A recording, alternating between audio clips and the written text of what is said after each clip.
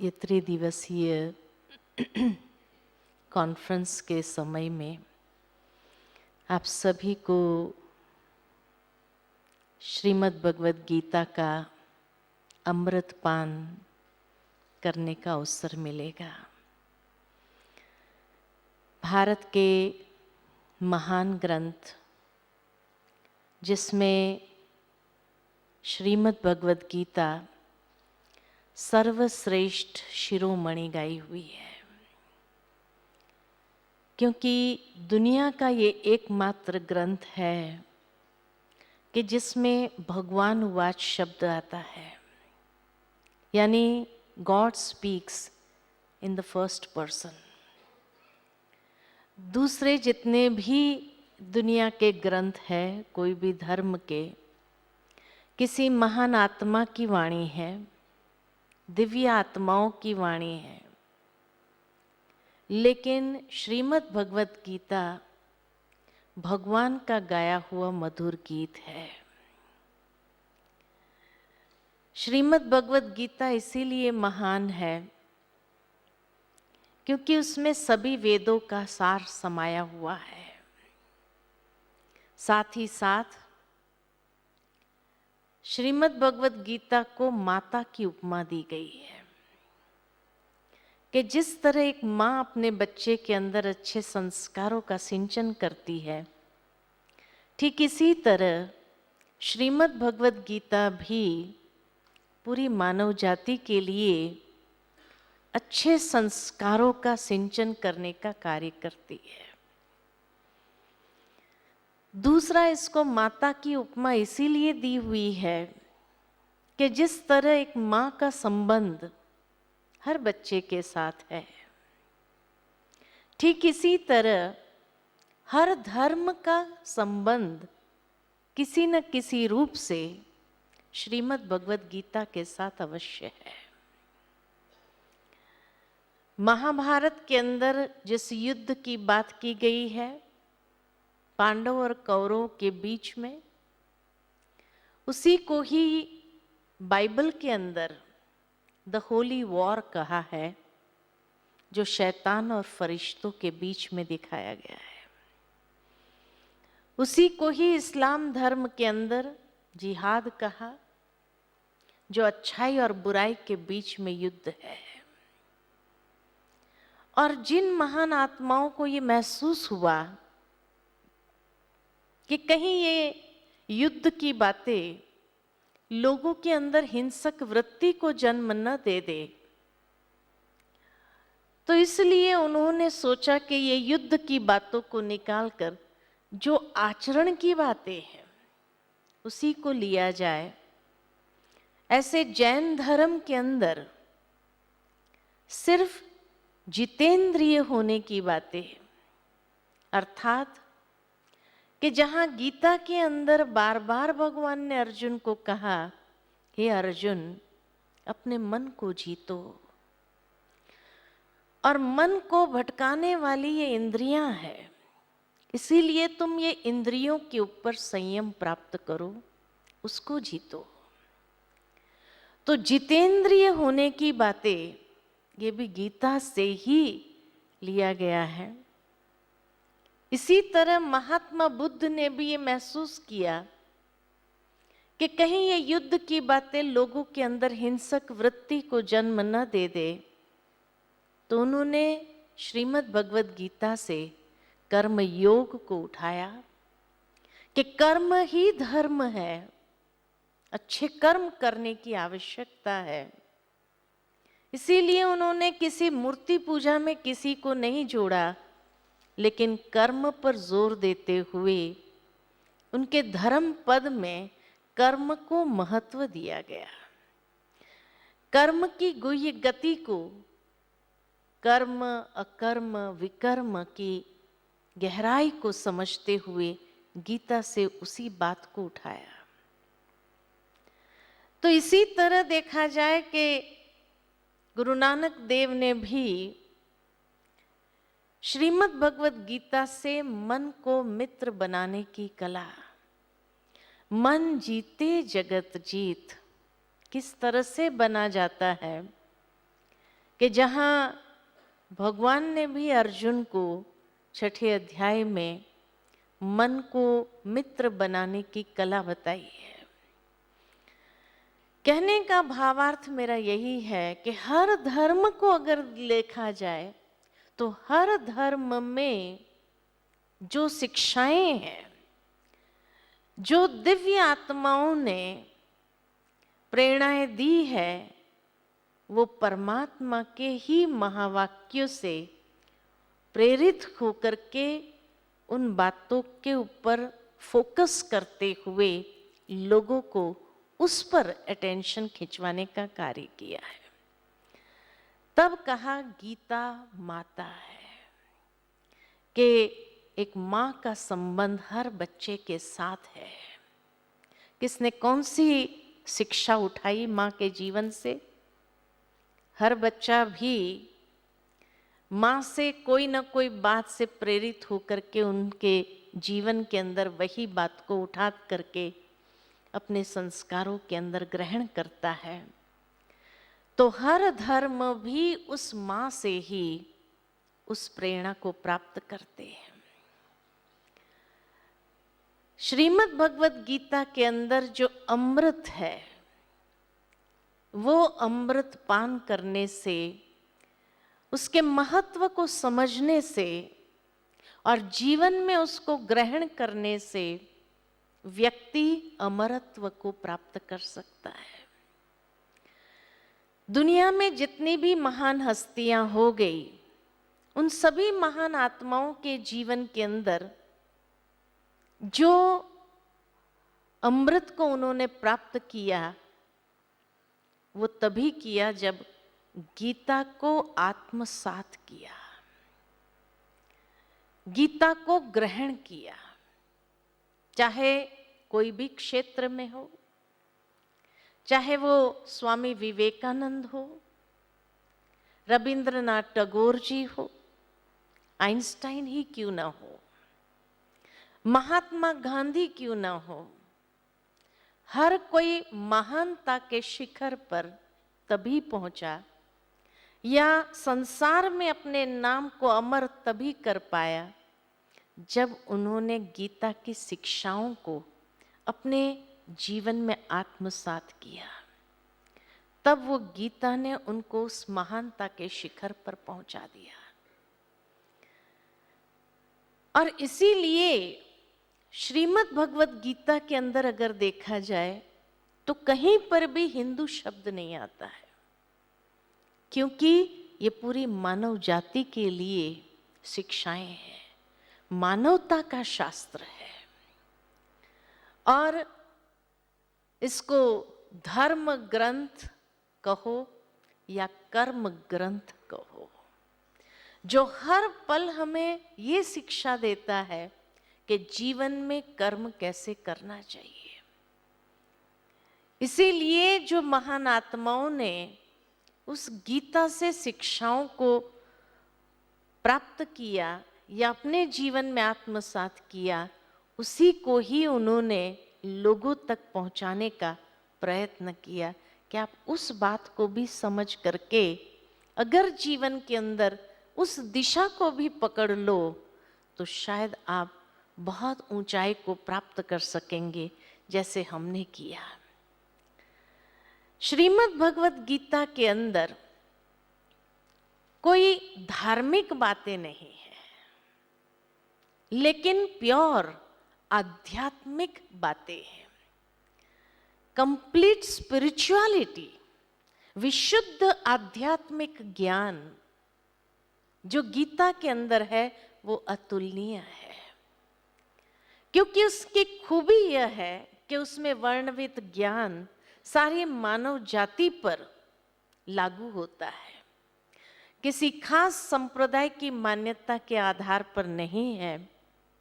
और इसके अंतर्गत सभी धर्मों की मर्यादा की पवित्रता को सुरक्षित रखते हुए ईश्वरीय आध्यात्मिक ज्ञान को सार रूप में गौरवान्वित किया गया है। लेकिन अगर इसकी भूमिका देखी जाए तो ये गीता ज्ञान जो भगवान ने अर्जुन को दिया वो हम तक कैसे पहुंचा? तो कहा जाता है कि महर्षि वेद व्यास जी निमित्त बने इस गीता ज्ञान को हम तक पहुंचाने के लिए। महर्षि वेद व्यास जी महान ऋषि थे और कई बार वो साधना में लीन रहते थे और उस साधना के दौरान उन्हें बहुत सुंदर अनुभव होते थे। ऐसे ही एक बार जब उन्हें दिव्य ज्ञान की प्राप्ति होने लगी तो साधना की अवस्था से जब नीचे आए तो उन्हें महसूस हुआ इतना ऊंचा ज्ञान मुझे मिला, ये ज्ञान तो सारी मानव जाति तक पहुंचाना चाहिए। परंतु जब उसको लिपिबद्ध करने बैठे तो कहा जाता है कि कुछ बातें भूल गए।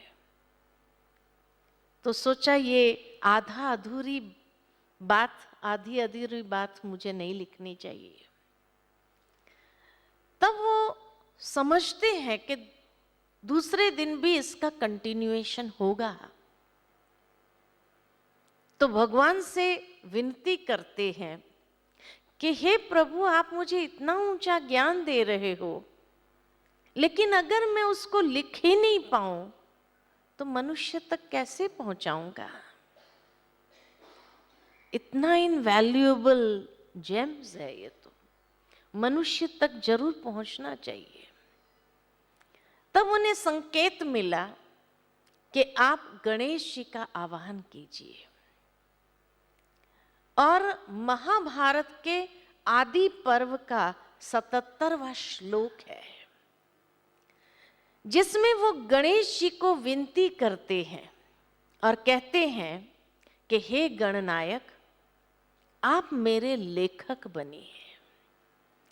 यह ग्रंथ मैं अपने मन की अति उच्च अवस्था यानी समाधि अवस्था द्वारा प्राप्त ज्ञान से प्रकट कर रहा हूं, जो कि मेरी ही मन की कल्पनाओं का विस्तार है।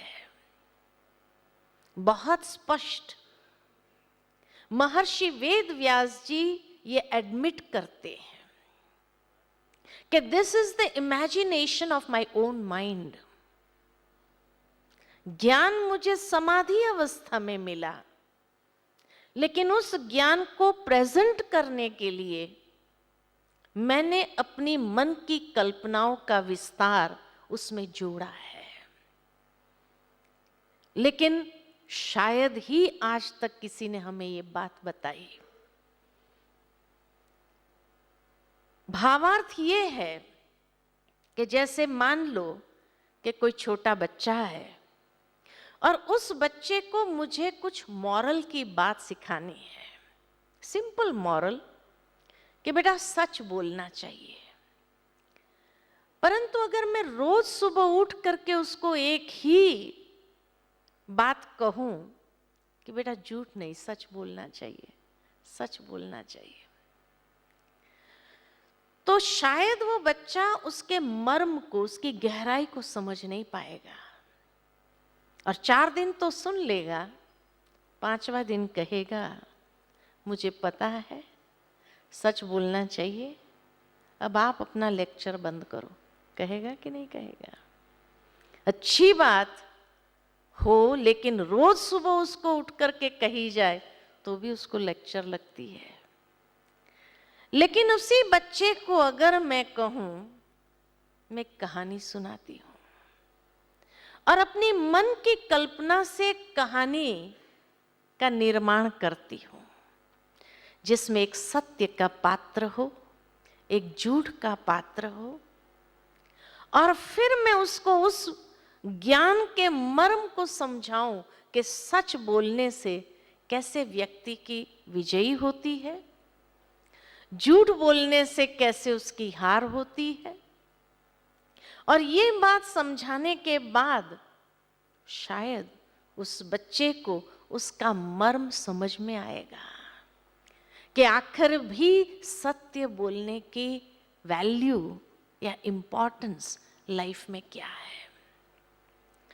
और उस कहानी से शायद वो प्रेरित होकर के उसमें से जीवन में जब कभी ऐसी परिस्थिति आई भी तो सत्य का प्रयोग करने की प्रेरणा प्राप्त करेगा।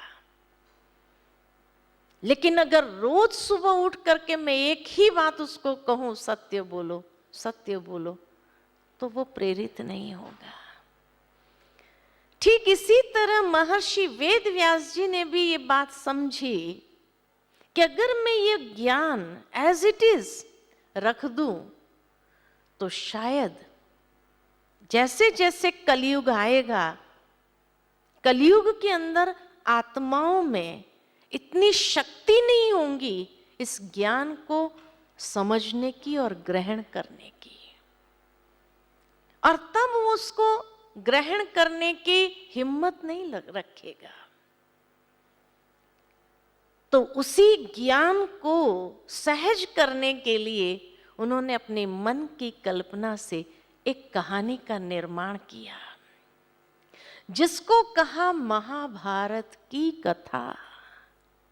कथा मीन्स इट्स अ स्टोरी, और स्टोरी जब है तो उस स्टोरी के अंदर, उस कथा के अंदर उन्होंने उस ज्ञान का इस तरह से समावेश किया जो मनुष्य उसमें से प्रेरणा प्राप्त कर सके। लेकिन अफसोस आज की दुनिया के अंदर लोगों ने समझ लिया महाभारत की कथा थी और पांडव और कौरव के बीच में यह मतभेद हुआ, और उस समय भगवान ने आकर के उनको ज्ञान देकर समझाने का प्रयत्न किया। नहीं समझे तो युद्ध हुआ। माना अपने जीवन के लिए हम उसमें से प्रेरणा प्राप्त नहीं कर सके, उसको आत्मसात नहीं कर पाए। कहा जाता है कि जब गणेश जी पधारे तब उन्होंने एक शर्त रखी, और शर्त ये रखी कि देखो मैं इतना फास्ट लेखक हूं, जहां आप रुके मैं उठ के चला जाऊंगा, I won't waste my time. Maharishi Vedvyas जी के पास कोई ऑल्टरनेट नहीं था, उन्होंने उस शर्त को मान्य रख लिया। लेकिन कहा जाता है कि महर्षि वेदव्यास जी ने भी एक शर्त रखी, और उनकी शर्त ये थी कि समाधि अवस्था में मैं जो कुछ भी बोलूंगा मेरी हर बात को समझ करके लिखेंगे, बिना समझ के नहीं लिखना। गणेश जी ने भी वो शर्त को मान्य रख लिया, और कहा जाता जब प्रथम श्लोक का उच्चारण हुआ कि धृतराष्ट्र संजय से पूछते हैं कि धर्म क्षेत्र कुरुक्षेत्र में पांडु पुत्र और मेरे पुत्र के बीच में क्या हो रहा है, उसका विस्तार करके तुम वर्णन करके मुझे सुनाओ। प्रथम श्लोक में ही गणेश जी जैसे बुद्धि के देवता को भी रुकना पड़ा ये समझने के लिए कि कुरुक्षेत्र को ये विशेषण क्यों जोड़ा गया, धर्म क्षेत्र क्यों कहा गया। सीधा पूछते थे कुरुक्षेत्र में क्या हो रहा है, धर्म क्षेत्र कुरुक्षेत्र, वहां क्या हो रहा है वो तुम मुझे बताओ, और वो भी पांडु पुत्र और मेरे पुत्र के बीच में। यानी यहां तेरे और मेरे का भाव एक ही परिवार में होने के बावजूद ये तेरे मेरे का भाव आ गया। महर्षि वेदव्यास जी की मन की कल्पना का विस्तार देखो, कितना सुंदर उसने किया है कि वर्तमान समय के लिए ये शिक्षा कितनी उपयोगी हो जाती है क्योंकि आज की दुनिया में ही लोगों के अंदर तेरा और मेरा का भाव जागृत है। और जहां ये स्वार्थ युक्त बातें आ जाती है, तब वो लोगों को समझाना चाहते हैं कि जब इस भाव में रहेंगे तो युद्ध होगा ही। तेरा मेरा भाव जहां आया, मैं और मेरेपन का जहां भाव आएगा, वहां संघर्ष होगा ही। जब मैं गीता का अध्ययन कर रही थी तो मेरे मन में एक विचार आया कि जिस काल में महर्षि वेद व्यास जी थे, वो अकेले तो नहीं होंगे, और भी ऋषि मुनि होंगे उस समय समाज में। वो किसी भी ऋषि को बुला करके अपना लेखक बना सकते थे। फिर उन्होंने गणेश जी का आवाहन क्यों किया? तब महसूस ये हुआ कि ट्रांस की स्टेज, समाधि की अवस्था जो है, एक बहुत ऊंची कॉन्शियसनेस है, सुप्रा कॉन्शियसनेस जिसको कहा जाता है। और किसी भी ऋषि को बुला करके भी अपना लेखक बनाते थे, और अगर उसकी कॉन्शियसनेस उस लेवल तक नहीं पहुंचती थी तो शायद उनकी बातों का भाव वो समझ नहीं पाते थे। तो कुछ बातों को अर्थ का अनर्थ भी कर सकते थे, या जैसे कहा धर्म क्षेत्र कुरुक्षेत्र, तो सोचते थे मनुष्य की आदत होती है शॉर्टकट करने की, सीधा लिख देते थे कुरुक्षेत्र में क्या हो रहा है। तो जिस भावना से उस बात को वो प्रकट करना चाहते थे मनुष्य को समझाने के लिए, उस भावना को मनुष्य वृत्ति शायद कर नहीं पाती थी। इसलिए उन्होंने गणेश जी का आवाहन किया। गणेश जी को कहा जाता है द लॉर्ड ऑफ विजडम, बुद्धि के देवता। और जब लॉर्ड ऑफ विजडम है तो उसकी कॉन्शियसनेस लेवल उस सुप्रा कॉन्शियसनेस की बातों को समझने की क्षमता रखती है। और तब जो वो कहना चाहते थे आज के समाज के लोगों को, शायद वो संपूर्ण 100% पहुंचा सकते थे। इसलिए उन्होंने गणेश जी का आवाहन किया। जैसे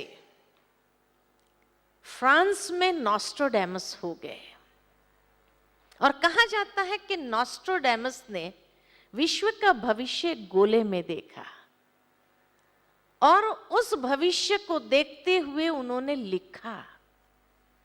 लेकिन जब लिखा तो इतनी अलंकारिक भाषा और काव्य रूप में लिखा कि आज की दुनिया के मनुष्य जब उसको पढ़ते हैं समझ नहीं पाते हैं।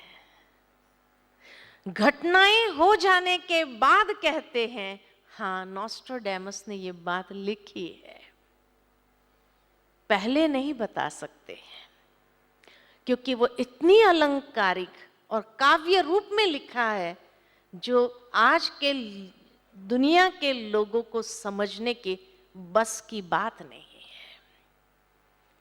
लेकिन हमारे भारत में ऐसे ऋषि मुनि हो गए जिन्होंने विश्व का भविष्य आज से 5000 साल पहले देखा था कि जब कली काल आएगा तो ये दुनिया कैसी होगी, उस समय की मनुष्य की कॉन्शियसनेस कैसी होगी, मनुष्य के कर्म कैसे होंगे, और ऐसे समय में मनुष्य को एक सही दिशा जीवन में मिले, उसके लिए उन्होंने जो बातें समाधि अवस्था में देखी थी कि उस समय कौन सा ज्ञान एप्लीकेबल होगा, 5000 साल पहले लिखा था। लेकिन अफसोस, आज की दुनिया के मनुष्य इतने ग्रॉस कॉन्शियसनेस में है कि ग्रॉस कॉन्शियसनेस में खड़े होकर के उस सुप्रा कॉन्शियसनेस की बातों को कैसे समझ पाएंगे। इसीलिए आज की दुनिया के अंदर गीता पर टीकाएं लिखने वाले भी बहुत है, टिप्पणी करने वाले भी बहुत है। जो नहीं समझ पाते तो जरूर है टीकाएं करेंगे। हाँ, कुछ बातें हैं जो कंट्रोवर्शियल महसूस होती है। जैसे कहा प्रथम श्लोक में ही, एक तरफ धर्म क्षेत्र कहा और दूसरे तरफ कुरुक्षेत्र। कुरुक्षेत्र माना युद्ध का मैदान। अब युद्ध के मैदान में धर्म का आचरण कैसे हो सकता है? तो कंट्रोवर्सी, एक ही लाइन के अंदर दो शब्द एक दूसरे से विरुद्ध महसूस होते हैं।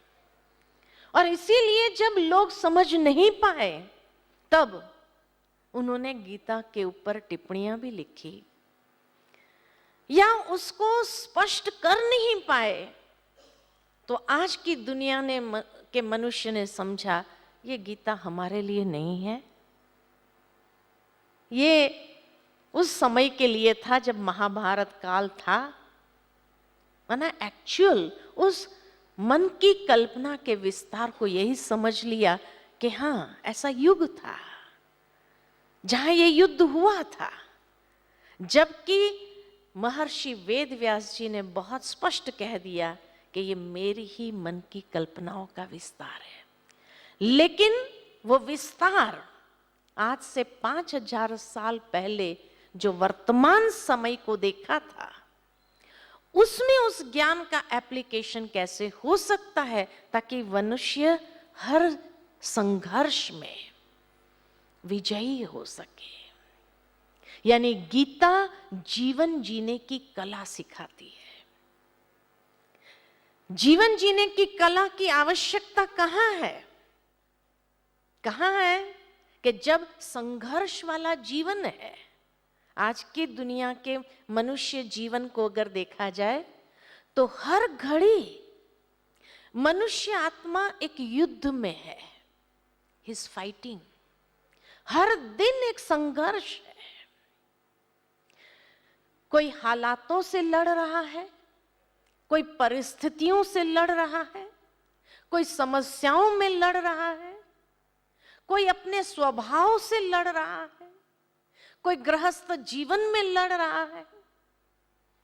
कहां नहीं लड़ रहा है? ऐसा जब जीवन ही एक युद्ध क्षेत्र, कुरुक्षेत्र बन जाए तो ऐसे जीवन रूपी संघर्ष में विजयी होने की विद्या, विजयी होने का विशुद्ध आध्यात्मिक ज्ञान, समझ कहां से प्राप्त हो? जैसे दूसरे दुनिया के अंदर अगर देखा जाए, कोई भी खेल होता है, खेल खेलने की भी एक कला होती है। लेकिन खेल खेलने की कला तब व्यक्ति को आती है, उसमें माहिर तब होता है कि जब हर खेल में वो विजयी हो जाए। वो तब होता है कि जब वो उस खेल को बहुत अच्छी तरह समझ लेता है और उसमें जो यथार्थ एप्लीकेशंस है वो समझ लेता है। तो उस एप्लीकेशंस के साथ वो खेल भी ऐसे खेलता है जैसे खेल खेल में खेल खेलता है, उसका स्ट्रेस नहीं होता है। लेकिन आज के मनुष्य जीवन का संघर्ष ऐसा हो गया है कि जहां हर व्यक्ति को जब नहीं आता है जीवन जीना, तब स्ट्रेस, फ्रस्ट्रेशन क्रिएट होने लगा है। और ये बात महर्षि वेदव्यास जी ने आज से 5000 साल पहले अपनी समाधि अवस्था में देखा। ऐसा समय आएगा जब हर इंसान युद्ध करेगा, हर इंसान का जीवन कुरुक्षेत्र हो जाएगा, हर इंसान का मन कुरुक्षेत्र का मैदान हो जाएगा। और ऐसे समय में उसको विशुद्ध समझ देनी आवश्यक है ताकि उस संघर्ष में विजयी कैसे हो सके। लेकिन क्योंकि हम उसको अप्लाई ही नहीं कर पाए, क्योंकि समझा ही नहीं ये मेरे लिए है, पर्सनलाइज नहीं कर पाए, और उसका एप्लीकेशन न होने के कारण ही हमने विजयी का अनुभव नहीं किया। और इसलिए हर वक्त व्यक्ति जीवन के अंदर हारने का अनुभव कर रहा है। माना इतनी ऊंची टेक्निक होने के बावजूद भी हम विजयी न बन सके, क्योंकि उस विजडम को अप्लाई करना नहीं आया। महर्षि वेद व्यास जी की मन की कल्पना के विस्तार को देखें कि एक ही कथा के अंदर उसने हर स्तर का समाधान दिया हुआ है, जिसको हम मैनेजमेंट लैंग्वेज में अगर कहे from the micro to the macro level, हर लेवल की समाधान की बातें उसने सुनाई है। एक मनुष्य की मनस्थिति की जो स्थिति होती है उसका समाधान गीता है। एक पारिवारिक स्थिति का समाधान गीता है। एक सामाजिक स्थिति का समाधान गीता है।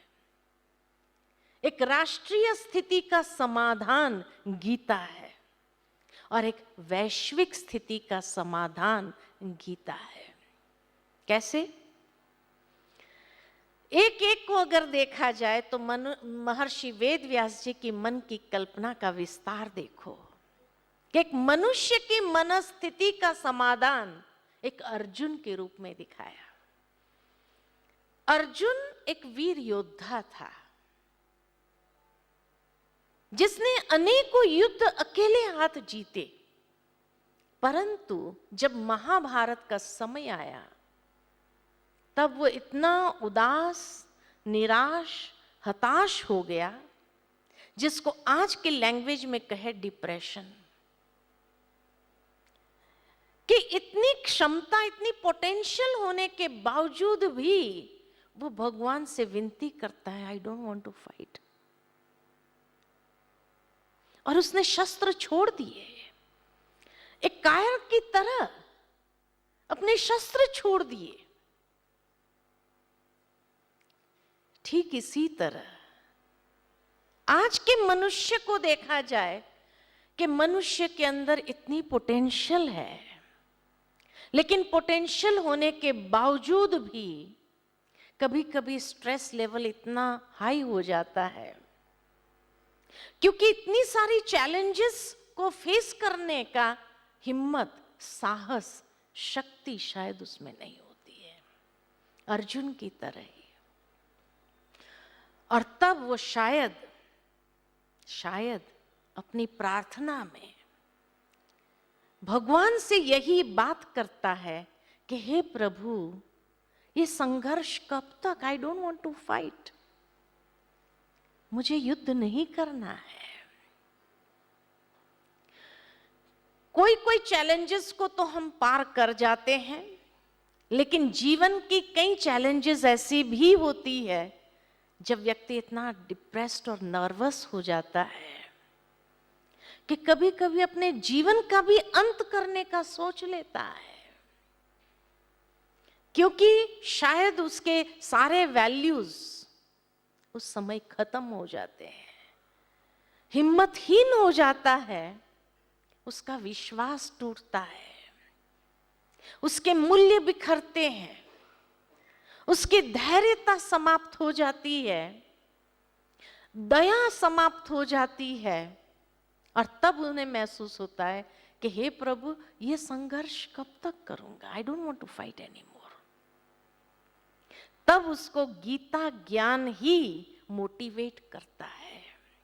जैसे अर्जुन को गीता ज्ञान ने इतना मोटिवेट किया कि वो शस्त्र उठाता है और विजयी हो जाता है।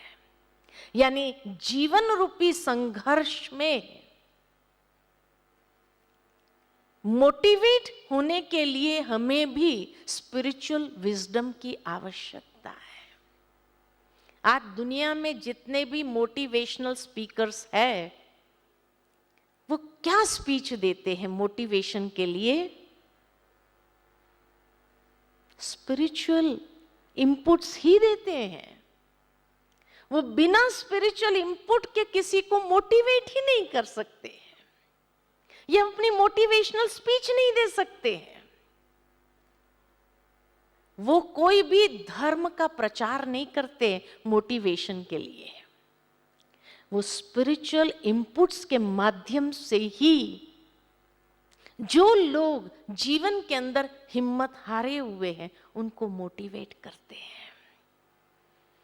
भगवान ने भी अर्जुन को यही स्पिरिचुअल विजडम के माध्यम से मोटिवेट किया और जीवन की हर चैलेंज को कैसे फेस करना है, कैसे ओवरकम करना है और कैसे विजयी होना है, यही विधि बताई।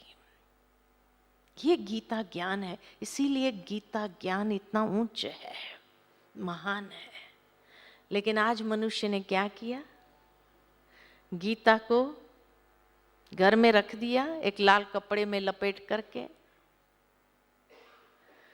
गीता जयंती जब आती है तो पूजा कर लेता है और फिर वापस रख देता है।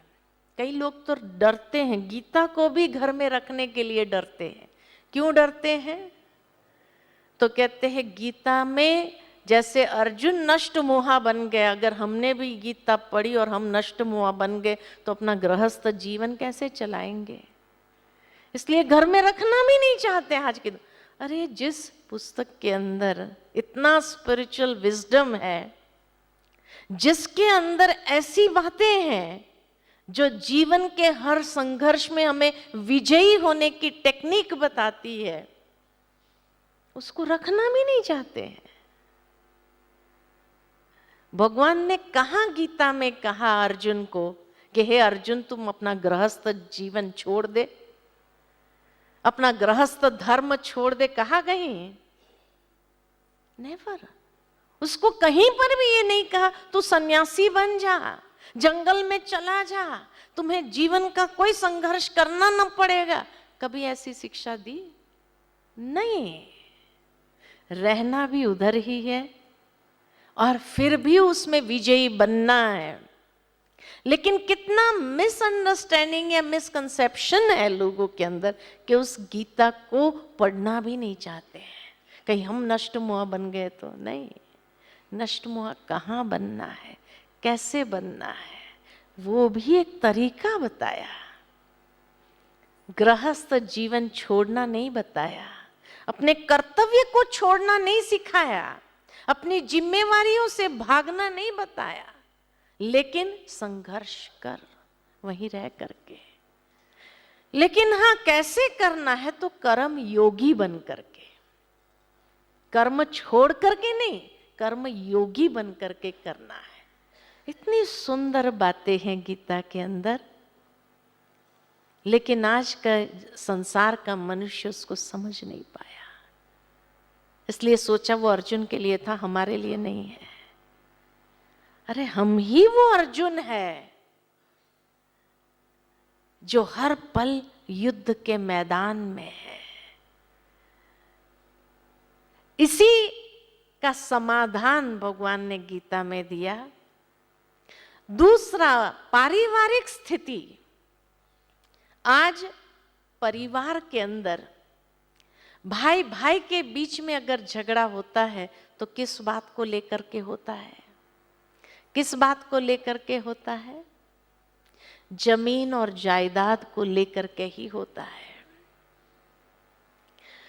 पांडव और कौरव एक ही परिवार के थे, भाई भाई थे।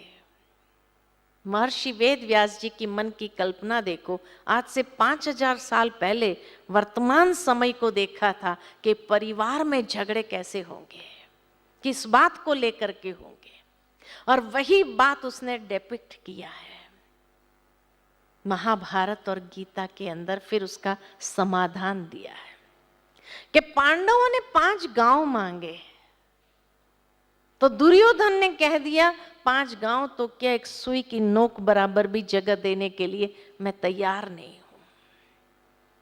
और अहंकार इतना कि चाहे कुल का नाश हो जाए, लेकिन घृणा, द्वेष, प्रतिशोध की भावना, क्रोध, अन्याय को छोड़ना नहीं है,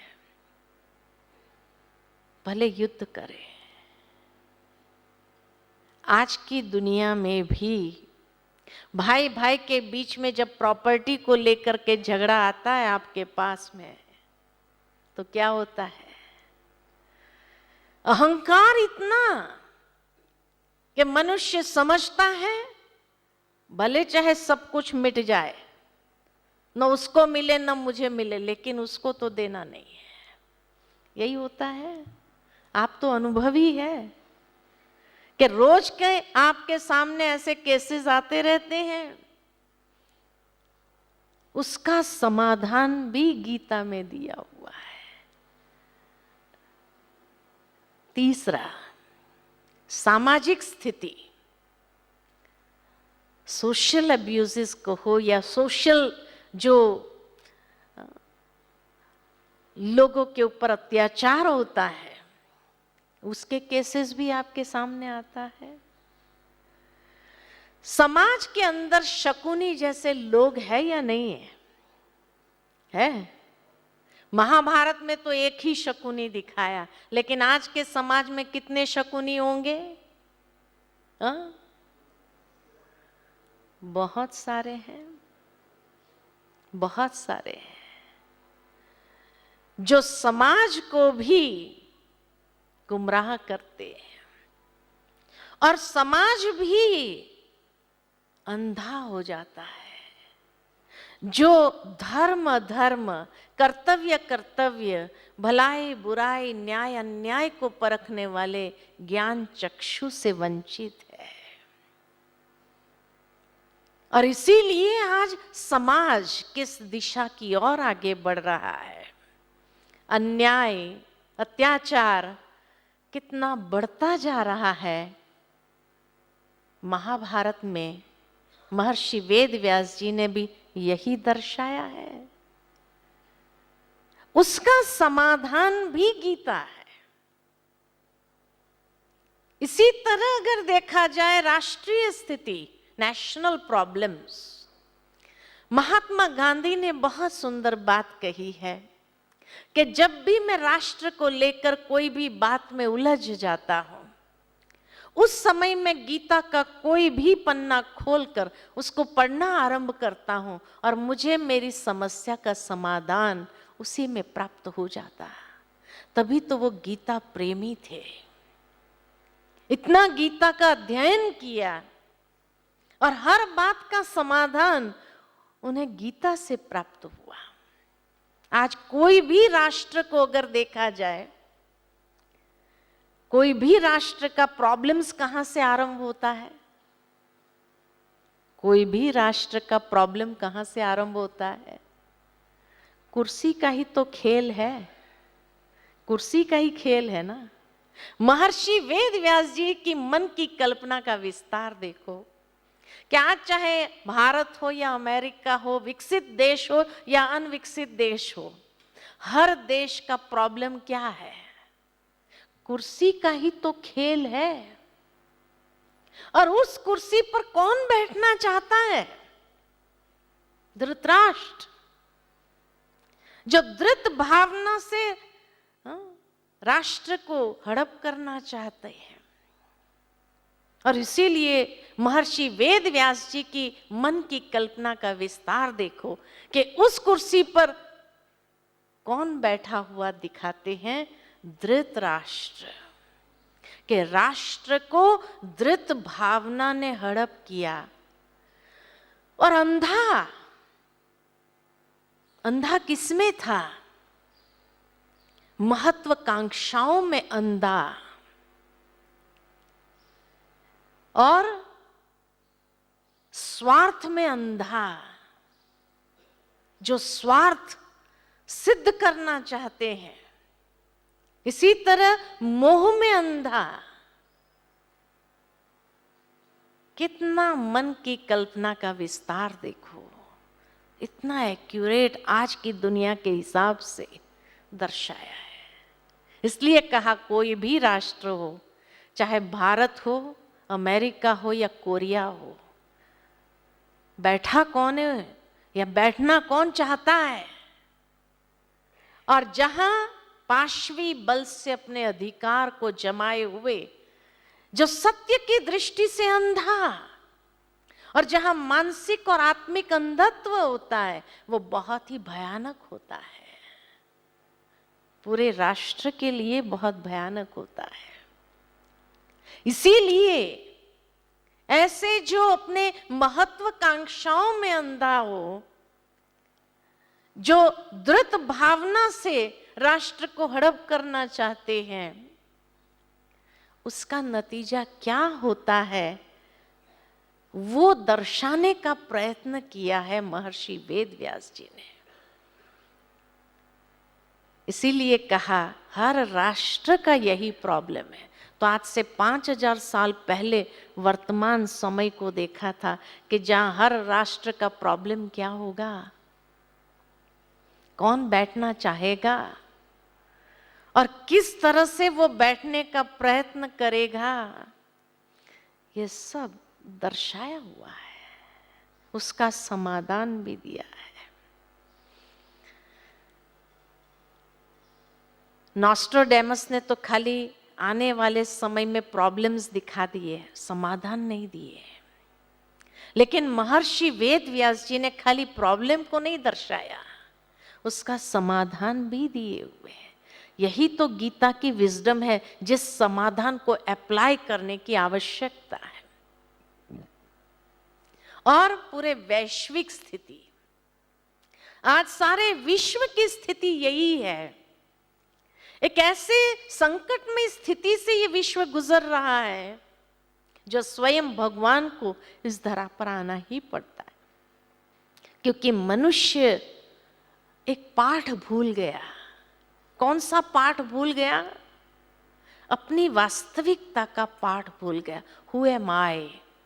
सबसे बड़ी मिस्ट्री यही है कि व्यक्ति अपने आप को नहीं जानते हैं, और जब व्यक्ति अपने आप को नहीं जानते, अपनी रियल आइडेंटिटी को नहीं जानते हैं, तो एक फॉल्स आइडेंटिटी के वश होकर के वो संसार में घूम रहा है, जिस कारण अनेक प्रॉब्लम्स खड़े हो रहे हैं। ये सारे प्रॉब्लम्स की जड़ क्या है? False consciousness. जिस फॉल्स कॉन्शियसनेस को आज की दुनिया में कहा ईगो कॉन्शियसनेस, क्योंकि जहां अपनी आइडेंटिटी को ही भूला हुआ है तो फॉल्स कॉन्शियसनेस में आ गया। एक ईगो कॉन्शियसनेस का मुखौटा उसने जो पहन लिया, अहंकार का जो मुखौटा पहन लिया, तो ये भूला हुआ पाठ भगवान आकर के अर्जुन को भी दूसरे अध्याय में ही पढ़ाता है कि तुम कौन हो। Know thyself, realize thyself. तभी हम अपने आप को अनेक प्रकार के उस फॉल्स आइडेंटिटी को मिटा करके एक रियल आइडेंटिटी में एस्टैब्लिश कर सकते हैं, यानी योग युक्त हो सकते हैं, और अनेक प्रकार के विषयों में और व्यक्तियों के मोह में जो व्यक्ति फंसा हुआ है, वहां से निकल करके एक रियल आइडेंटिटी जब हमें प्राप्त होती है, उसकी रियलाइजेशन, उस रियल आइडेंटिटी की रियलाइजेशन व्यक्ति को जीवन के अंदर ऊंचाइयों की ओर आगे बढ़ने के लिए इंस्पायर करती है। यही समाधान भगवान देता है कि फॉल्स आइडेंटिटी, ईगो कॉन्शियसनेस को कैसे छोड़ना है और रियल आइडेंटिटी को कैसे महसूस करते हुए उसमें अपने आप को स्थित करना है। फिर देखो क्या प्राप्ति है उस रियल आइडेंटिटी में, कितनी खुशी है, कितना आनंद है कि जो आनंद की इच्छा व्यक्ति रखता है, जो खुशी का अनुभव करने का व्यक्ति सोचता है, जो सुख का अनुभव करने का व्यक्ति सोचता है, उसका अनुभव जीवन के अंदर वो कर सकता है। आज ये फॉल्स आइडेंटिटी का कारण, फॉल्स अचीवमेंट्स के पीछे जा रहा है, नाम, मान, शान, भौतिकता, ये सब बातों के पीछे दौड़ रहा है कि शायद उसमें से मुझे खुशी प्राप्त हो जाए, उसमें से मुझे आनंद मिल जाए, उसमें से सब कुछ मिल जाए। लेकिन सब कुछ पाने के बाद भी लगता है मैंने कुछ नहीं पाया, there is something missing, something missing. ये गीता हमें सिखाती है। महर्षि वेद व्यास जी की मन की कल्पना के विस्तार को देखते बहुत सुंदर आज के दुनिया के लोगों को समझाना चाहा एक दृश्य के माध्यम से। महाभारत में एक दृश्य आता है कि पांडव और कौरव दोनों ही भगवान के पास मदद मांगने के लिए जाते हैं। रिप्रेजेंटेटिव के रूप में पांडवों में से अर्जुन और कौरवों में से दुर्योधन भगवान के पास मदद मांगने के लिए जाते हैं।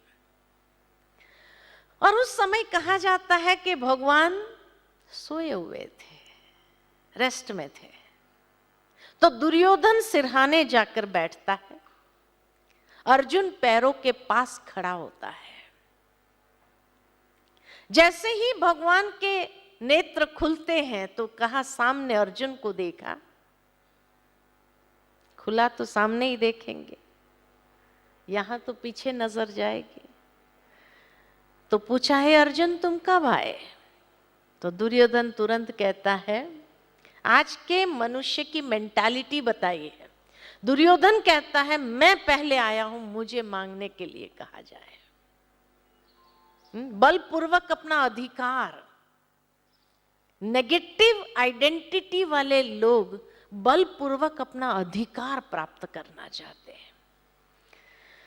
अर्जुन ने कहा तू मांग ले भाई, कोई बात नहीं, मैं बाद में मांग लूंगा। तब भगवान पूछते हैं, एक तरफ मैं हूं, एक तरफ मेरी अक्षौणी की सेना है, क्या चाहिए? और वहां एक वाक्य जोड़ देते हैं कि जिस तरफ मैं रहूंगा मैं युद्ध नहीं करूंगा, मैं शस्त्र नहीं उठाऊंगा, मैं सारथी बनकर सिर्फ रथ चलाऊंगा। I would not participate in that war. अब दुर्योधन को शकुनी ने सिखा कर भेजा था, तुम उसी को मांग लेना, क्योंकि जिस तरफ वो रहेगा विजय उसकी होगी, तुम उसी को मांग लेना। You go for the supreme consciousness, ये भी सिखाया उसको। लेकिन जब भगवान ने कहा मैं युद्ध नहीं करूंगा, मैं शस्त्र नहीं उठाऊंगा, मैं सिर्फ सारथी बनकर रथ चलाऊंगा, I will just be a detached observer, तो दुर्योधन ने सोचा मांग के फायदा क्या, इससे तो मैं अक्षौणी की सेना ही ना मांग लूं। और इसीलिए he went for the quantity, not the quality. Quantity के पीछे गया। और अर्जुन ने कहा भगवान आप है, मुझे और कुछ नहीं चाहिए।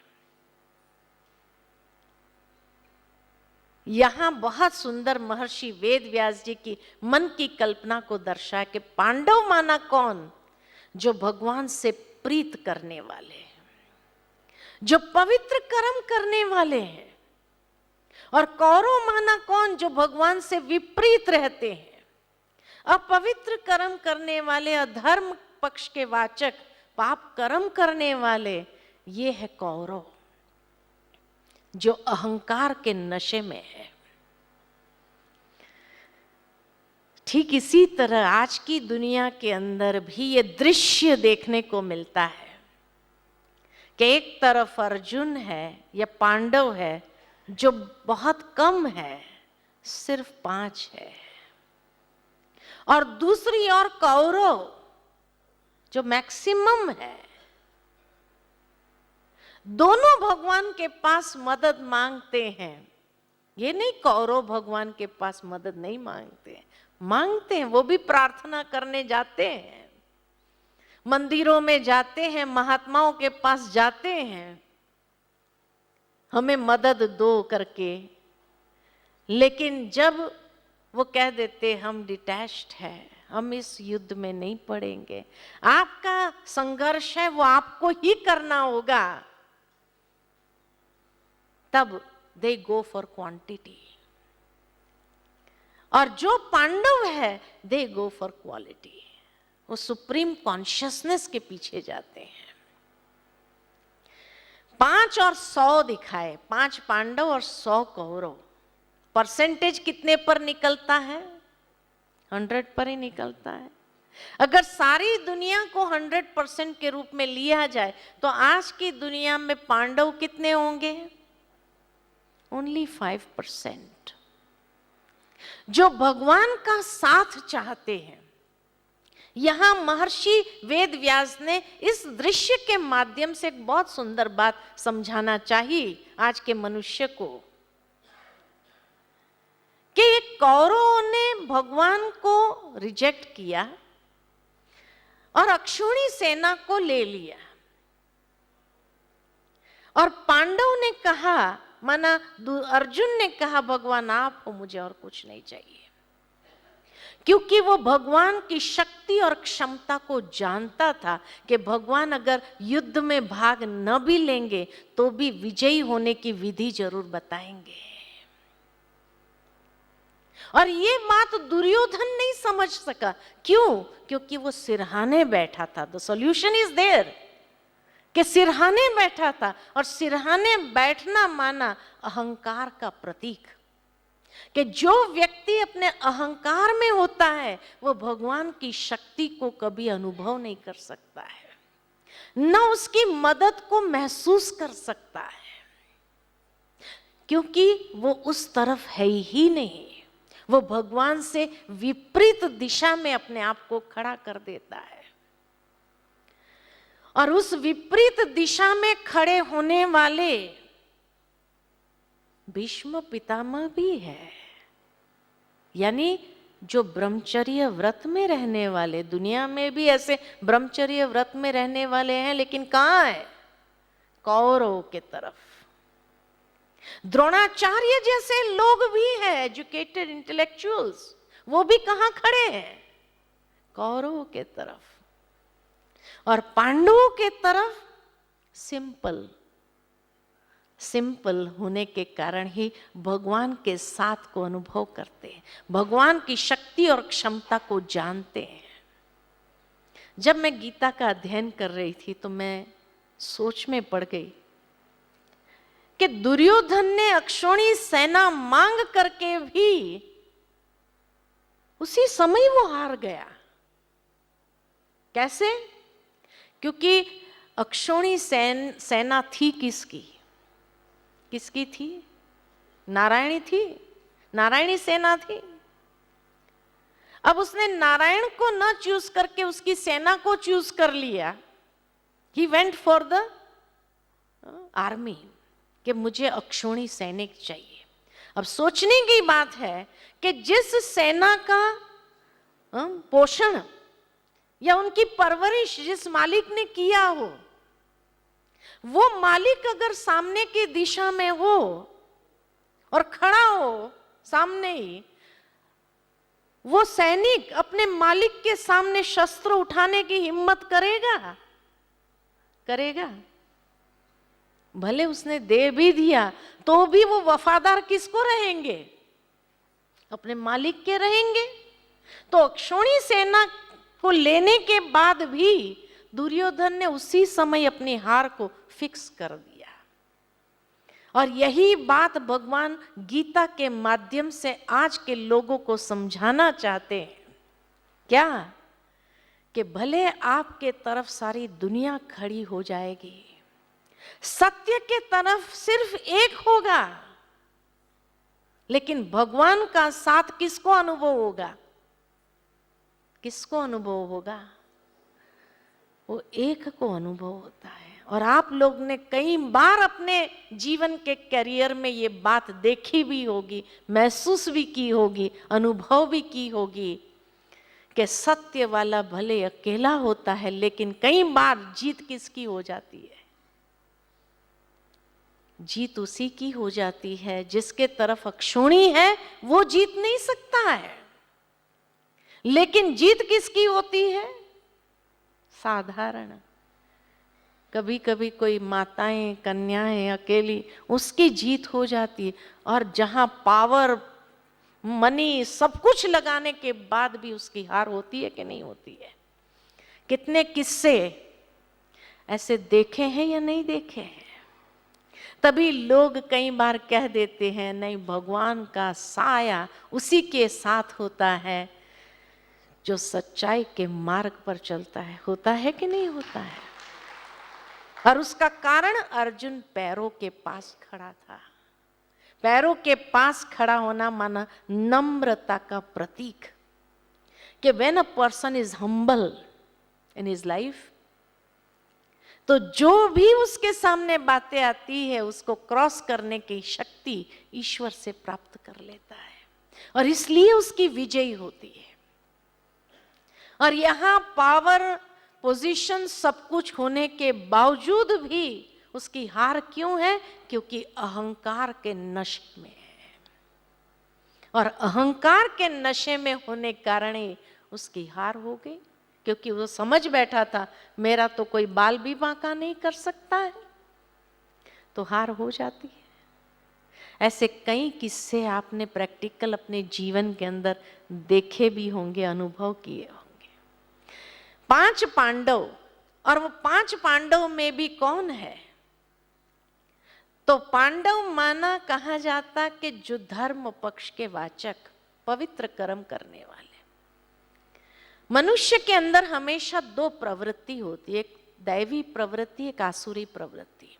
इट डिपेंड्स कि हम कौन सी प्रवृत्ति को विकसित करना चाहते हैं।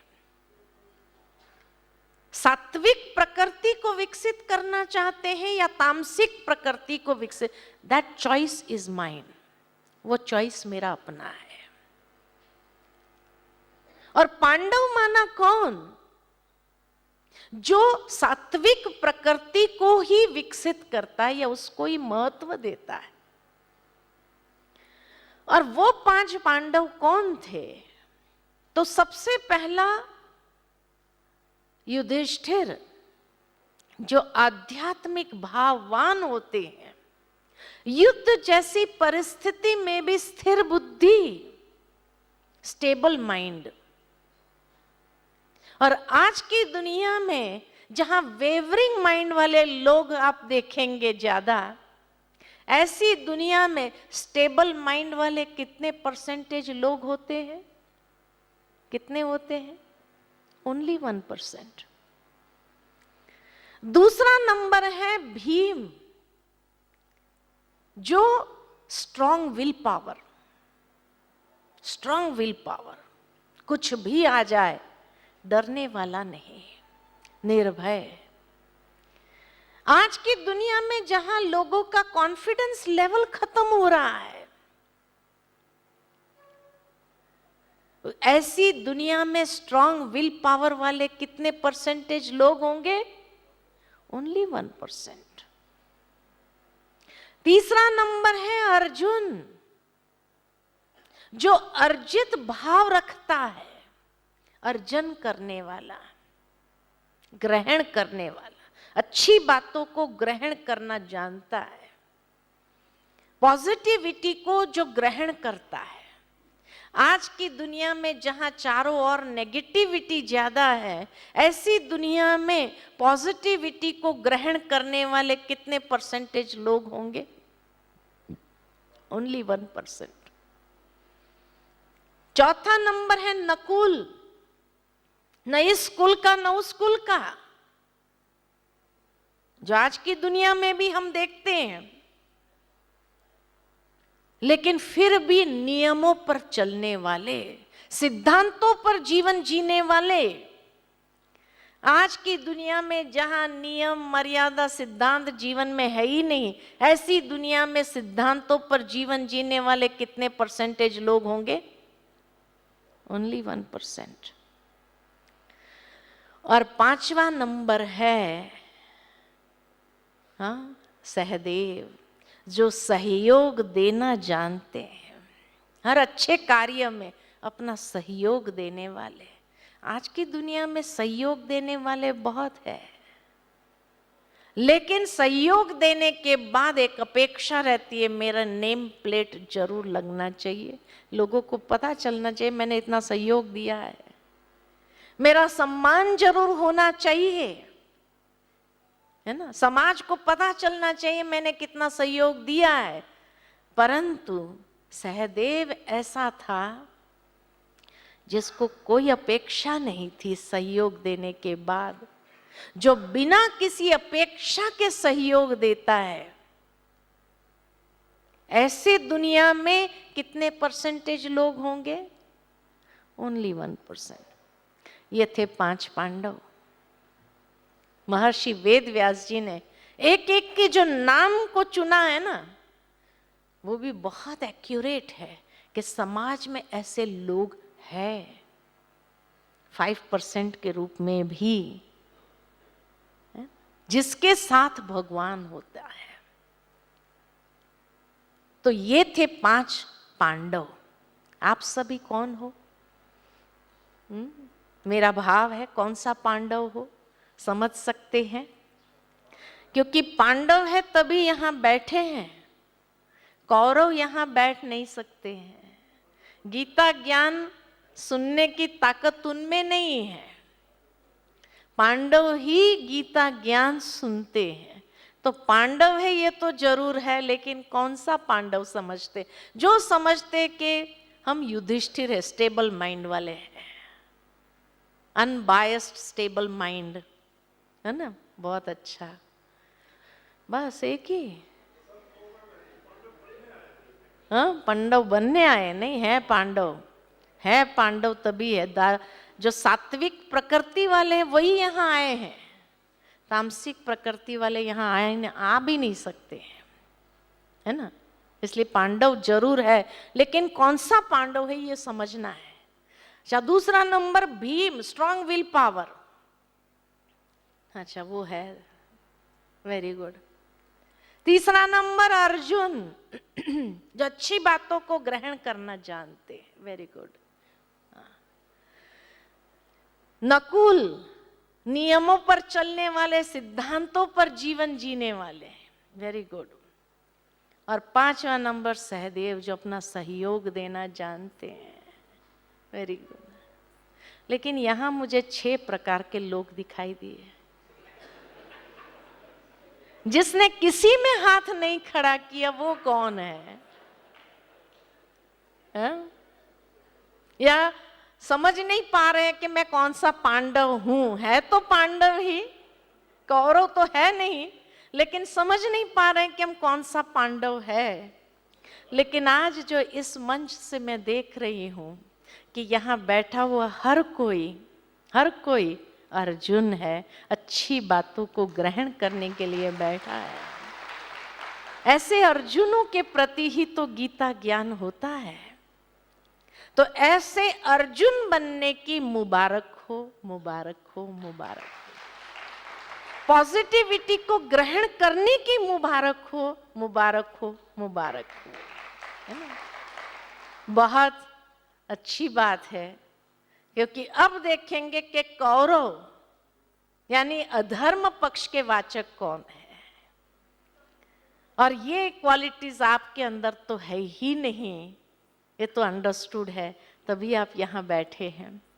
धृतराष्ट्र यानी जो नेत्रहीन था, किसमें? महत्वाकांक्षाओं में अंधा था, राज सत्ता बाहुबल भूमि के अभिमान में अंधा था, जो अहंकार में अंधा था, मोह में अंधा था, स्वार्थ में अंधा था। ये उसकी क्वालिटीज है। हाँ, पुत्र मोह में अंधा था, वही मोह में अंधा था। और गांधारी जो देखते हुए देखना नहीं चाहती थी, आंखों पर पट्टी बांध ली। जब मैं गीता का अध्ययन कर रही थी तो मेरे मन में विचार आया कि अगर किसी का पति किसी कारणवश अगर नेत्रहीन हो जाए तो उसकी पत्नी को उसका सहारा बनना चाहिए या खुद भी ब्लाइंड फोल्ड होना चाहिए? क्या करना चाहिए? सहारा बनना चाहिए। विवेक ये कहता है, विजडम सेज कि उसको सहारा बन करके गाइड करना चाहिए, न कि खुद ब्लाइंड फोल्ड हो जाना चाहिए। लेकिन ये गांधारी कैसी पत्नी थी जो खुद उसने आंखों पर पट्टी बांध ली, लेकिन तब महसूस हुआ कि महर्षि वेद व्यास जी की मन की कल्पना का विस्तार देखो, कितना एक्यूरेट उन्होंने दर्शाया है कि आज अगर कोई पति गलत रास्ते पर चलता है तो उसकी पत्नी जानते हुए समझते हुए उसको रोकने का प्रयास नहीं करती है। खुद उस समय जानते हुए समझते हुए ब्लाइंड फोल्ड हो जाती है। और अगर कोई जाता भी है उनके पास न्याय मांगने के लिए कि भाई आप अपने पति को इतना तो समझाइए कि इतना हमारे साथ अन्याय न करें, जानने के बाद भी क्या कहती है, अच्छा हमें तो पता ही नहीं था, ठीक है हम देख लेंगे, है ना, कोशिश करेंगे, कर नहीं पाते हैं। महर्षि वेद व्यास जी की मन की कल्पना का विस्तार देखो कि आज के दुनिया में ऐसे लोग हैं कि नहीं है? धृतराष्ट्र भी है, गांधारी भी है, शकुनी भी है, पांडव भी है, तो कौरव भी है, 100 कौरव। और जब मैं इंटरनेट पर नाम ढूंढ रही थी कि कौरव, 100 कौरव के नाम क्या है, आश्चर्य की बात थी कि अधिकतर सारे कौरव के नाम अधिकतर दू से आरंभ होता है, दू से आरंभ होता है। और दू का मतलब है दुष्टता, जो दूसरों को दुख देना जानते हैं। आज की दुनिया में, तब मैं सोचने के लिए मजबूर हो गई कि आज की दुनिया में माँ बाप अपने बच्चों के इतने सुंदर सुंदर नाम रखते हैं, इतने मीनिंगफुल नाम रखते हैं। कलयुग में भी कोई माँ बाप अपने बच्चों के नाम दू से नहीं रखते। दू से 2 ही नाम मेरे ख्याल में आता है, एक दुष्यंत जो दुष्टता का अंत करने वाला, और दूसरा दुर्गा। ये 2 ही, एक मेल एक फीमेल में नाम है, जो दुर्गुणों का अंत करने वाली दुर्गा, दुष्कृत्यों का अंत करने वाली दुर्गा। कोई माँ बाप अपने बच्चों के नाम इस तरह के नहीं रखते हैं। लेकिन ये गांधारी और धृतराष्ट्र कैसे माँ बाप थे जिन्होंने अपने बच्चों के नाम ऐसे रख दिए? लेकिन तब समझ में आया कि महर्षि वेद व्यास जी की मन की कल्पना का विस्तार देखो, रियली उसकी कल्पना का विस्तार है। क्योंकि आज भले ऐसे नाम से नहीं, लेकिन कैरेक्टर वाइज ऐसे लोग हैं या नहीं है? दुर्योधन जिसने धन का दुरुपयोग किया, ऐसे बच्चे आज के समाज में हैं या नहीं है? जो धन का दुरुपयोग करता है, दुशासन करने वाले लोग भी है या नहीं है? है, बहुत है दुशासन करने वाले लोग। हर इंद्रियां दुष्टता को लिए हुए, दुर्विमोचन जिसकी दृष्टि ही खराब है, दुर्बुद्धि, दुष्कर्ण, दुर्मुख, है ना, एक एक इंद्रियों से जो दुष्टता करने वाले ऐसे कैरेक्टर वाइज लोग है या नहीं है? और लास्ट में एक बहन, वो भी दुष्शिला। शील माना चरित्र, और दुष्शिला यानी जो चरित्र से गिरे, ऐसी महिला को हो, ऐसी शक्ति को हो। जब मैं बात में एक स्थान पर बता रही थी तो एक बहन आकर मुझे कहने लगी, बहन जी बहुत एक्यूरेट कहा आपने। मैंने कहा कैसे? तो कहा आज के टीवी सीरियल में यही दिखाया हुआ है। क्या दिखाते हैं? तो मुझे बताने लगी कि हर टीवी सीरियल का एसेंस यही है कि ईर्ष्या कैसे करनी चाहिए, द्वेष कैसे करना चाहिए, बदला कैसे लेना चाहिए, पॉलिटिक्स कैसे करना चाहिए, यही दिखाया हुआ है। और उसमें भी नारियों की भूमिका ये करते हुए दिखाई है। नारियां जिस तरह से इतना प्लानिंग से बदला लेती है, इतने प्लानिंग से पॉलिटिक्स खेलती, यही आज की सीरियलों में दिखाया हुआ है। तो प्रैक्टिकल समाज में ऐसे कृत्य होते होंगे तभी तो सीरियल बनती है कि नहीं बनती है? तो ऐसी दुष्शिलाएं भी है या नहीं है समाज के अंदर? है, जो दुष्टता का व्यवहार करती है। तो इसीलिए बहुत एक्यूरेट, एप्ट नाम का चयन महर्षि वेदव्यास जी ने किया है। आज से 5000 साल पहले वर्तमान समय के लोगों के कैरेक्टर और फीचर्स को देखा था समाधि अवस्था में। और इसीलिए गीता वर्तमान समय के लिए ही है और समय के लिए नहीं है। तो पांडव भी है, कौरव भी है आज के समाज के अंदर, और गीता का ज्ञान की आवश्यकता भी वर्तमान समय में है। इसलिए दिखाते कि गीता का जन्म कब हुआ? तो कुरुक्षेत्र के महायुद्ध के संघर्ष के बीच हुआ, जहां दोनों सेनाएं आमने सामने खड़ी है, प्रेक्षपास्त्र चलने शुरू होने वाले हैं, युद्ध का शंखनाद गूंज उठा है। युद्ध की उत्तेजना के कोलाहल में, इस संघर्ष के कारण सैनिकों का हृदय विदीर्ण होने लगा है। ऐसे समय पर गीता ज्ञान दिए जाने कारण गीता को संघर्ष का शास्त्र भी कहा हुआ है। पिछले साल गीता जयंती पर मैं कुरुक्षेत्र गई थी। जब कुरुक्षेत्र गई कार्यक्रम के बाद मुझे वहाँ के भाई बहनों ने कहा चलो आपको यहाँ के ऐतिहासिक स्थान दिखाने ले चलते हैं। जब हम गए तो रास्ते में जाते हुए मुझे बताया गया कि कुरुक्षेत्र का नाम पहले कुरुक्षेत्र नहीं था। तो मैंने पूछा क्या था? तो कहा कुरुक्षेत्र का नाम पहले स्थानेश्वर था, एक बहुत छोटा शिवजी का मंदिर जो आज भी है वहां पर। और उस शिवजी के मंदिर से ही उस गांव को जाना जाता था, स्थानेश्वर, जो थानेसर डिस्ट्रिक्ट में आता था। तो मैंने पूछा फिर कुरुक्षेत्र नाम कब पड़ा? तो उस समय मुझे बताया गया कि 1947 में एक कलेक्टर यहां आए थे और जिन्हें ये महसूस हुआ कि इतनी बड़ी ऐतिहासिक घटना यहां घटी और उसका नामो निशान नहीं है।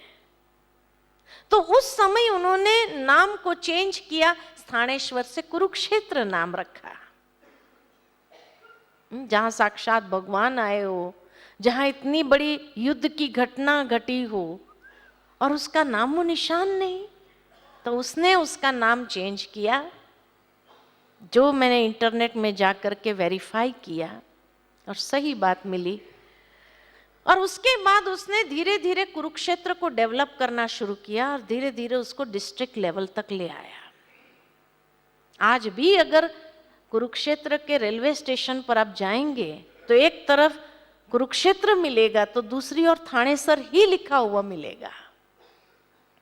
थानेसर डिस्ट्रिक्ट में था।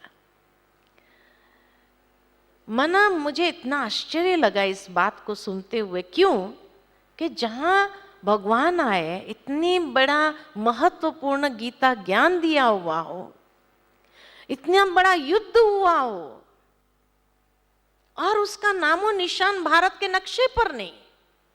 1947 तक कितनी बड़ी आश्चर्य की बात है कि 1947 के बाद उसको रिकॉग्निशन मिलता है। खैर, और आज से 5000 साल पहले महर्षि वेद व्यास जी ने कुरुक्षेत्र को देखा था। भावार्थ ये कि कुरुक्षेत्र नाम पढ़ने के बाद ही शायद भारत के अंदर तो क्या, लेकिन सारे विश्व के अंदर घर घर में महाभारत होने लगा है कि नहीं होने लगा है। महाभारत शुरू हुआ, इसीलिए कुरुक्षेत्र का वर्णन आता है। अगर शायद ये कुरुक्षेत्र नाम नहीं लिखते थे तो कुरुक्षेत्र बनता भी नहीं था, है कि नहीं। खैर, उसके बाद मुझे लेके गए ज्योतिसर। ज्योतिसर वो स्थान है जहां कहते एक्चुअल युद्ध हुआ था, वो मैदान है। वहां जब जाकर के देखा, वो मैदान इतना छोटा है कि मन में विचार चला कि अक्षौणी सैनिक यहां खड़े कैसे रहे होंगे। उसके बाद मुझे उस स्थान पर ले गए जो एक बड़ का पेड़ है और जहां पर एक तख्ती लगी है, गीता उपदेश स्थल, और वहां एक मॉन्यूमेंट बना हुआ है रथ का, और अर्जुन अपना शस्त्र छोड़ देता निराश होकर के, और उस समय फिर भगवान उसको गीता ज्ञान देना आरंभ करता है। कहा ये वो स्थान है जहां गीता ज्ञान दिया गया था। तो मैंने, जो भाई थे हमारे साथ, उनको पूछा, एक बात बताओ कि गीता ज्ञान देने में 700 श्लोक 18 अध्याय का ज्ञान देने में भगवान को कितना समय लगा होगा जब अर्जुन को ज्ञान दे रहे थे। तो मुझे बताया गया कि 3.5 घंटा लगे थे, 3.5 hours, 3.5 घंटे लगे थे भगवान को पूरा गीता ज्ञान देने के लिए। तो मेरे मन में विचार चला और मैंने उस भाई से पूछा, एक बात बताओ कि 3.5 घंटे तक जब भगवान गीता का ज्ञान देते रहे अर्जुन को, तो उस समय दुर्योधन ने क्या किया जो युद्ध के लिए इतना उतावला था? Did he have the patience कि 3.5 घंटे तक कोई रिएक्शन नहीं हो, कुछ नहीं किया हो? ऐसा हो सकता है? तो भाई मेरा चेहरा देखते रहे और कहने लगे कि नहीं, उस समय सब फ्रीज कर दिया था भगवान ने, इसलिए सब स्टैच्यू की तरह खड़े थे। अरे, जब पहले अध्याय में ये बात आती है कि हर एक महारथियों ने अपने अपने शंख बजाना चालू कर दिया, तो फ्रीज कहाँ हुए थे? शंख बजा दिए। और दुर्योधन तो बात कर रहा है भीष्म पितामह के पास जाकर के कि आपके कैसी सारी स्ट्रेटेजी है, ये सब जानने का प्रयत्न कर रहा था। तो 3.5 घंटे तक क्या दुर्योधन ने कोई रिएक्शन नहीं किया? तो भाई मेरा चेहरा देखते रहे कि नहीं, उसके लिए तो कुछ लिखा नहीं है, शास्त्रों में कोई वर्णन नहीं है। अब प्रैक्टिकल स्थिति अगर देखें हम, कि पहली बात, क्या युद्ध का मैदान में कोई विजडम की बातें सुनने की मानसिक तैयारी में होता है? फर्स्ट प्लेस, अगर लॉजिक को हम लेकर के देखें तो। दूसरी बात, आज रास्ते पर भी कोई 2 व्यक्ति लड़ने के मूड में हो और एक व्यक्ति को आप सज्जन देखते हो और आप सोचते कि ये थोड़ा ढीला पड़ रहा है, चलो मैं उसको गीता का ज्ञान दूं, तो दूसरा क्या कहेगा? शायद पहली थप्पड़ आपको ही मारेगा कि भाई गीता ज्ञान देना है तो घर में, this is not the place. इतना दिन क्या किया? हमें समझाने आ रहे थे तो उनको समझाते थे, कहेंगे कि नहीं कहेंगे? तो दुर्योधन ने भगवान के पास जाकर ये नहीं कहा कि भगवान this is not the place, आपको ज्ञान देना था तो उसको घर में देते थे, यहां क्या कर रहे हो? यहां तो लड़ने का समय हो गया है। He did not react. तीसरी बात कि गीता ज्ञान देते रहे भगवान, और कहा जाता है भीष्म पितामह सुनते रहे। 4 लोगों ने सुना था। भीष्म पितामह ने सुना, अर्जुन ने सुना, संजय ने सुना और वेद व्यास जी ने सुना। ये 4 लोगों ने गीता ज्ञान सुना, है ना। और 3.5 घंटे तक ये गीता ज्ञान चलता रहा। 18 अध्याय, 700 श्लोक। और अक्षोणी सेना खड़ी रही। There was no reaction anywhere, ना, प्रैक्टिकल। अब अक्षोणी सेना माना कितने हैं, तो उसका मैं इंटरनेट में सर्च कर रही थी, तो उसमें दिखा कि महाभारत के युद्ध के संगठन के लिए उस समय पत्ती की इकाई को निश्चित किया गया था। और एक पत्ती में एक रथ, एक हाथी, 5 पैदल सैनिक और 3 घोड़सवार होते थे। इतना एक अक्षोणी में, एक पत्ती में।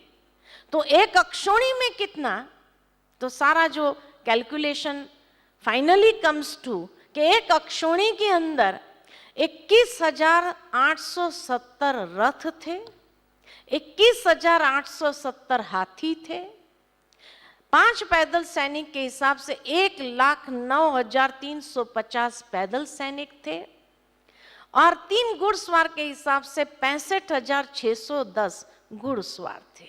इतना एक अक्षोणी में। तो 18 अक्षोणी में कितना था, मल्टीप्लाई बाय 18 किया जाए तो 18 अक्षोणी में दिखाया गया 3,93,660 रथ थे, 3,93,660 हाथी थे। अब आप मन की कल्पना से आप अगर उस समय वो युद्ध के मैदान में जाके खड़े रहो, अब 3 लाख हाथी, कितनी स्पेस चाहिए एक एक हाथी को, और वो युद्ध का मैदान देखो इतना छोटा। कहते हैं कि नहीं, 84 कोस दिखाते हैं। अब 84 कोस में भी इतने लाख हाथी, इतने रथ, 19,66,300 पैदल सैनिक थे और 11,80,980 घुड़सवार थे। इतने 84 कोस में भी अगर देखा जाए तो भी छोटा पड़ सकता है, क्योंकि इतने ही लोग थे, इतना नहीं। लेकिन अगर रथ पर एक रथ को चलाने वाला और एक योद्धा माना 2 हो, हाथी पर एक हाथी को चलाने वाला एक योद्धा 2 हो, तो डबल द फिगर कि रथ पर कितने थे, तो 7,87,320 रथ पर थे, 7,87,320 हाथियों पर थे, 19,66,300 पैदल सैनिक थे और 11,80,980 घुड़सवार थे, which totally amounts to 47 lakhs 23,920। इतने तो युद्ध के मैदान में थे। हाँ, वही घुड़सवार बोला ना, घोड़े नहीं। टोटल 18 अक्षौणी थे, 11 अक्षौणी कौरवों के तरफ थे, 7 अक्षौणी पांडवों के तरफ थे, तो टोटल 18 अक्षौणी फिगर था। तो इसलिए कहा इतना तो पॉपुलेशन उस समय खाली उस मैदान में थे, और 84 कोस अगर दिखाया जाए तो भी मैं समझती हूँ हरियाणा भी पूरा छोटा पड़े। इतने लोग जब वहां थे तो इतने हाथी, इतने घोड़े, इतने रथ सब मिला करके, और फिर स्पेस भी तो चाहिए युद्ध करने के लिए। हाँ, सेवक भी होंगे, उसका तो मेंशन ही नहीं है। और इतना ही नहीं, कहा जाता है कि संध्या काल होते, सूर्यास्त होने के बाद युद्ध विराम हो जाता था। फ्लड लाइट्स तो थे नहीं उस जमाने में, तो युद्ध विराम हो जाता था और फिर जो है वो सब अपने अपने शिविरों में चले जा, माना इतने लोगों का रहने का बंदोबस्त था। अब 47 लाख लोगों का रहने का बंदोबस्त, माना कितना एरिया चाहिए, 84 कोस से भी कहीं गुना अधिक। फिर कहा जाता है कि सब साथ में मिलकर भोजन करते थे, अब 47,23,000 लोगों का भोजन बनाने वाले कितने होंगे? और हर एक की शिविर के बाहर भी जो सैनिक खड़े थे उसका भी कोई वर्णन नहीं है। हर एक के शिविर के बाहर भी तो सैनिक खड़े थे। और इतने लोगों का भोजन, आज अगर एक शादी हो जहां 500 लोग भी आ रहे हो और 500 लोगों का भोजन बनाना, व्यवस्था करना, खाना खिलाने की जगह, वो सब मिलाकर के अगर देखा जाए तो कितना आपको चाहिए स्पेस? ये सब कुछ अगर देखा जाए, हरियाणा भी छोटा पड़े, इसलिए 84 कोस तो छोड़ो, लेकिन हरियाणा भी छोटा पड़ जाए। इसीलिए महर्षि वेद व्यास जी ने अपने मन की कल्पना से आज से 5000 साल पहले जो वर्तमान समय को देखा था कि जहां हर व्यक्ति युद्ध कर रहा है, जीवन एक संघर्ष हो गया है, तो उसके लिए महाभारत की कथा, उसने कुरुक्षेत्र की कथा नहीं लिखी है, हरियाणा की कथा नहीं लिखी है, लेकिन महाभारत की कथा कि उस समय जो महाभारत था, जो उसने देखा अपने समाधि अवस्था में, Mahabharata extended from Afghanistan to far east, ये सारा महाभारत था। और ये सारा महाभारत में ये पॉपुलेशन संभव है। तो महर्षि वेद व्यास की कथा जो है, एक छोटे से पारिवारिक युद्ध के लिए भगवान आ जाए, तो आज तो घर घर में ये युद्ध हो रहा है, तो भगवान को आना चाहिए, नहीं आना चाहिए? आना चाहिए, नहीं आना चाहिए? गीता ज्ञान देना चाहिए, नहीं देना चाहिए? तो यहां पर ये 3 दिन में हम एक अलग एंगल से गीता को समझने का प्रयत्न करेंगे कि हमारे जीवन के लिए ये कितनी उपयोग है, या वर्तमान समय के हिसाब से इसकी उपयोगिता क्या है, और मनुष्य आत्माएं किस तरह गीता के विजडम को आत्मसात करते हुए अपने जीवन के हर संघर्ष में विजयी हो सकता है। उस एस्पेक्ट से गीता को समझने का प्रयत्न करेंगे, क्योंकि कुरुक्षेत्र तो आज भी है, लेकिन कुरुक्षेत्र का मैदान हर एक के भीतर है। हमारा मन कुरुक्षेत्र का मैदान बन चुका है। हमारी अंतर चेतना में निरंतर ये युद्ध चलता है, दैवी शक्ति और आसुरी शक्तियों के बीच में, और हमारी चेतना में निरंतर ये युद्ध हो रहा है। आज हर इंसान युद्ध के क्षेत्र पर है। जीवन एक युद्ध है। इसीलिए गीता ज्ञान की आवश्यकता भी ऐसे समय पर ही है, क्योंकि जो अर्जुन है वो डिमोटिवेट हो रहे हैं, कायर हो रहे हैं, शस्त्र छोड़ रहे हैं, निराश, हताश, उदास हो रहा है, इसलिए उसकी जरूरत अभी है। और 700 श्लोक 18 अध्याय में बटे हुए, जिसमें पहला अध्याय मानव की समस्याओं को दर्शाया है, जहां अर्जुन अपनी समस्याओं का वर्णन करता है। व्हाई शुड आई किल, सारा क्वेश्चंस पूछता है भगवान को, मैं क्यों युद्ध करूं, क्या जरूरत है मुझे ये युद्ध करने की, और ऐसे अनेक सवाल। मुझे कुछ नहीं चाहिए, मुझे वो राज सत्ता नहीं चाहिए, मुझे वो गद्दी नहीं चाहिए, ऐसे अनेक प्रकार की कायरता वाली बातें कर रहा है, जो आज का मनुष्य भी कई बार जीवन के अंदर यही कहता है, हे प्रभु मुझे कुछ नहीं चाहिए, लेकिन मैं ये युद्ध करना नहीं चाहता।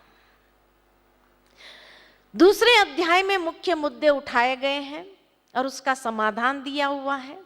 तीसरे अध्याय से लेकर 17वें अध्याय तक इन समाधानों का विस्तार किया गया है, और 18वें अध्याय में इसका सारांश दिया हुआ है। जो अगर प्रैक्टिकल देखे तो गीता माना ही एक संवाद अर्जुन और भगवान के बीच में, यहां अगर हम सब अर्जुन हैं, जो पॉजिटिव क्वालिटीज वाले अर्जुन हैं, तो उन अर्जुनों का ईश्वर के साथ एक संवाद होता है। क्योंकि हमने अपने संसार को इतना अत्यधिक जटिल और दूषित बना दिया है। माना बाहर के संसार की बात नहीं करते, हर एक ने अपने कर्मों की सृष्टि को इतना जटिल कर दिया है, इतना दूषित कर दिया है, कई प्रकार के गलत कर्म हो गए, जाने अनजाने रूप में हो गए। तो हमने अपनी कर्मों की सृष्टि को इतनी कॉम्प्लिकेटेड कर दिया है कि अब हम चाहते हैं कि हम अपनी सृष्टि को सुखद बनाए, अपने संसार को सुखद बनाए, जहां हम शांति से, प्रेम से, आनंद से, खुशी से रह सके, ऐसा बनाना चाहते हैं। और उसके लिए भगवान अर्जुन से यही कहते हैं, तुम अपने फोकस को क्लियर करो, अपनी मंजिल देखो, मुझे कहां जाना है और वहां जाने के लिए मुझे कौन सा रास्ता अपनाना है, ताकि हम अपनी उलझनों को सुलझा सके। कहां कहां उलझे हैं हम, कितना हमने अपने कर्मों की सृष्टि को कॉम्प्लिकेटेड बना दिया है, अपने नेचर को कॉम्प्लिकेटेड कर दिया है। तो कहीं ना कहीं भीतर से हमें अपने आप को ठीक करने की आवश्यकता है। तो ये गीता ज्ञान भीतर की उलझन से कैसे हम उसको सुलझाते हुए अपनी कर्मों की सृष्टि को सुलझाएं। आज हर कोई चाहता तो यही है कि मैं अपनी कर्मों की सृष्टि को, अपने संसार को सुलझा के रख दूं, सुलझाऊं, लेकिन कैसे करना है उसको पता नहीं। उसके लिए गीता हमें दिशा निर्देश देती है, जीवन जीने की कला सिखाती है कि कैसे हम अपने जीवन को सुलझाना शुरू करें, कहां से। और उसके लिए प्रथम अध्याय अगर देखें, विषाद, युद्ध का मैदान का दृश्य है, जिसके मुख्य दो पात्र भगवान और अर्जुन, जिसके साक्षी अक्षोणी सैनिक हैं, और युद्ध में भाग लेने वाले दोनों सेनाओं के योद्धाओं के नामों की घोषणा हो चुकी है। और उसके बाद अर्जुन का हृदय निराशा में डूब रहा है, इस भय के कारण कि वो अपने मित्र संबंधियों को खो देगा और युद्ध जैसा घृणित कार्य के कारण उसको पाप लगेगा।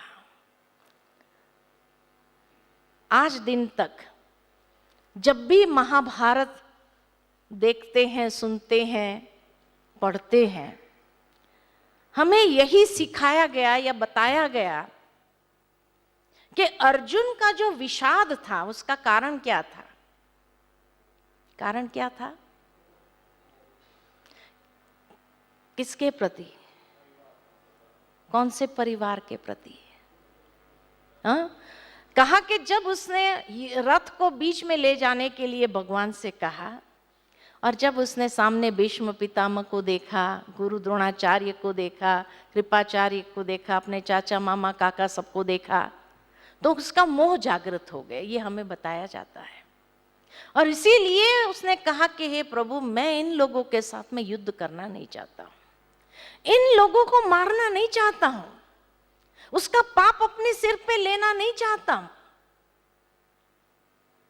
अब सोचने की बात है, अगर प्रैक्टिकली हम सोचे कि बचपन से ही जिसके साथ अन्याय हुआ हो, और ये बड़ों बड़ों ने अन्याय किया हो, भीष्म पितामह, गुरु द्रोणाचार्य, जब अन्याय हो रहा था तब उन्होंने भी कुछ नहीं कहा, उस अन्याय को स्वीकार करते रहे। क्या जिनके साथ हमेशा बचपन से लेकर के ही अन्याय होता रहा हो, उसके प्रति कभी मोह जागृत हो सकता है? क्या कहेंगे? आपका विवेक क्या कहता है? आपके साथ अगर बचपन से आपके परिवार के बड़े अन्याय ही अन्याय करते रहे, उनके प्रति आपको कभी मोह जागृत हो सकता है?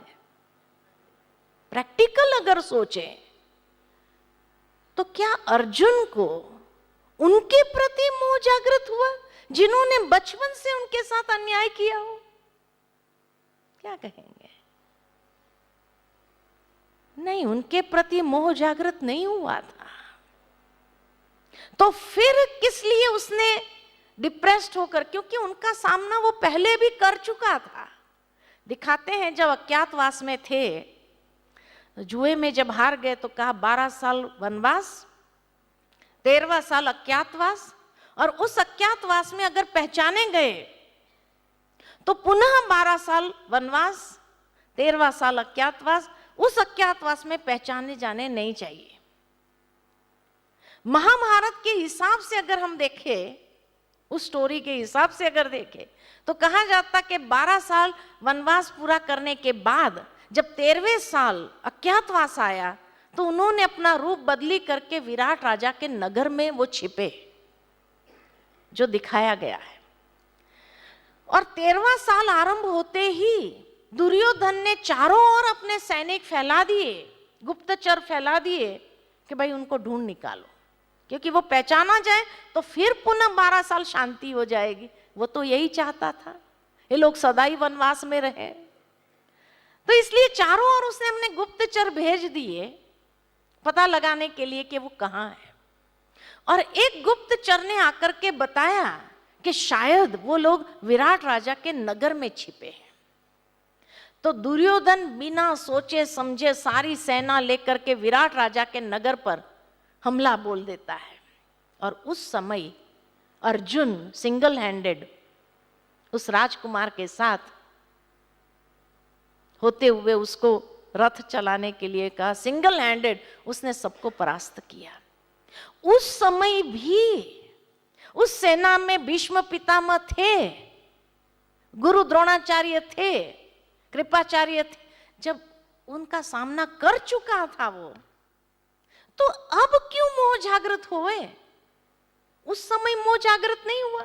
तो जिसका सामना वो पहले कर चुका था और सिंगल हैंडेड उसने सारी कौरव सेना को हरा दिया था, भगा दिया था वहां से, और उस राजकुमार को विजयी घोषित कर दिया था, तो जिसका सामना कर चुका था फिर अभी क्यों मोह जागृत होगा? उस समय मोह जागृत नहीं हुआ। लेकिन वास्तव में बात कुछ और है। और क्या बात है? बात यह है कि जब उसने अपना रथ बीच में खड़ा कर दिया और दोनों सेनाओं को देखा, और अपनी सेना में उसने अपने पुत्रों को देखा, अभिमन्यु को देखा, अपने पुत्रों को देखा, तो उसको वो बात याद आ गई कि द्रौपदी ने भगवान से पूछा है कि हे प्रभु, ये युद्ध का परिणाम क्या है? तब भगवान ने कहा था तेरे 5 पांडव सुरक्षित है और रहेंगे। तब द्रौपदी ने पूछा मेरे पुत्र? तो कहा पुत्र की गारंटी मैं नहीं लेता हूं, मेरी गारंटी सिर्फ 5 पांडवों की है, पुत्रों की गारंटी मैं नहीं लेता हूं। और ये बात अर्जुन को पता थी, और इसलिए जब उसने पुत्रों को देखा तो वो जानता था कौरव हमारा तो नुकसान नहीं कर पाएंगे, लेकिन हमें मेंटली टॉर्चर करने के लिए वो हमारे पुत्रों पर अटैक जरूर करेंगे। और पुत्रों को खोने के बाद अगर उस राज्य भाग्य प्राप्त हुआ तो क्या उसका सुख हम भोग सकेंगे, या हर वक्त उस राजगद्दी पर बैठने के बाद हमारा मन कचोटता रहेगा कि इस राजगद्दी को प्राप्त करने के लिए मैंने अपने पुत्रों की बलि दी है? ये कचोटता रहेगा, सुख महसूस नहीं करने देगा। तो पुत्र मोह जागृत हुआ अर्जुन का, जो स्वाभाविक है। आज की दुनिया में भी कोई किसी व्यक्ति के बच्चे के किडनैप करता है, बच्चे को जब किडनैप करता है, वो व्यक्ति कितना भी सिद्धांतवादी क्यों ना हो, लेकिन जब फिरौती के रूप में जो कुछ मांगते हैं तो वो व्यक्ति भी उस चीज के लिए तैयार हो जाता है, अपने सिद्धांतों को छोड़ता है या नहीं छोड़ता है? स्वाभाविक है। पुत्र मोह ऐसी चीज है और इसीलिए आज की दुनिया के अंदर खाली एक धृतराष्ट्र पुत्र मोह में के वश नहीं था, लेकिन अर्जुन यानी पॉजिटिव क्वालिटीज वाले लोग भी आज पुत्र मोह में जकड़े हुए हैं। ये बात महर्षि वेद व्यास जी दर्शाना चाहते हैं। और इसीलिए वो समझता है कि ये राजगद्दी का सुख मैं भोग नहीं सकूंगा, इससे तो मैं अपनी फैमिली के साथ भले जंगल में रहूं, I will be happy there. मैं ये युद्ध करना नहीं चाहता, मैं अपने बच्चों को खोना नहीं चाहता हूं। और आज हर पिता के मानसिकता यही है कि कोई भी अपने फैमिली से अलग होना नहीं चाहता है।